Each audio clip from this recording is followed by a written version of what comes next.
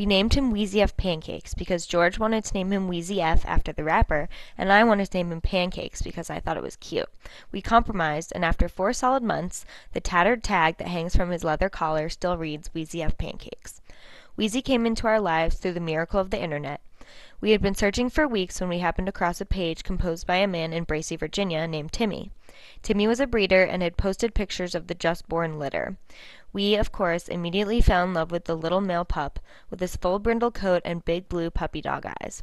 In the photograph, he was perched on a dingy sofa, held up only by his wobbly, unsure legs. I knew that if I didn't get this dog, I would probably die. We went to PetSmart and spent copious amounts of money on dog food, treats, and anything else I could lay my hands on that was plushy and made noise.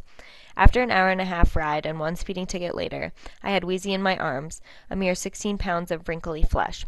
He was 6 weeks old, but already we knew he was going to be a beast, judging by the size of his paws. We brought him home, and he found his way around on his spindly sea legs. For a while he just sat there, clearly not knowing what to do or where he was. That first night that we placed him in his oversized crate next to our bed, he cried and whined for his mother, and it broke my heart. I was so delighted at the thought of having a puppy that I didn't think about the undoubted sense of abandonment he felt from his canine pack. After a couple of days, the whining stopped and he slept soundly, snuggled securely in the mess of stuffed animals I had bought, most of them bigger than he was at this point. Even though it had only been a few days, he was miraculously beginning to understand the concept of sleeping in and going to the bathroom outside. The only problem we were beginning to encounter was the teething. His favorite pastime was nibbling on the flesh of my hands and wrists. He was too cute for me to reprimand him, even though I had the sneaking suspicion I was creating a monster. A month or so after that was when the snoring started. I had heard dogs' snores before, but this was something else.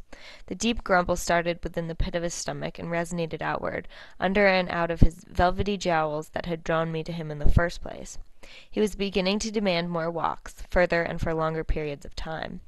Having a puppy, we had soon come to realize, was a hell of a lot of work.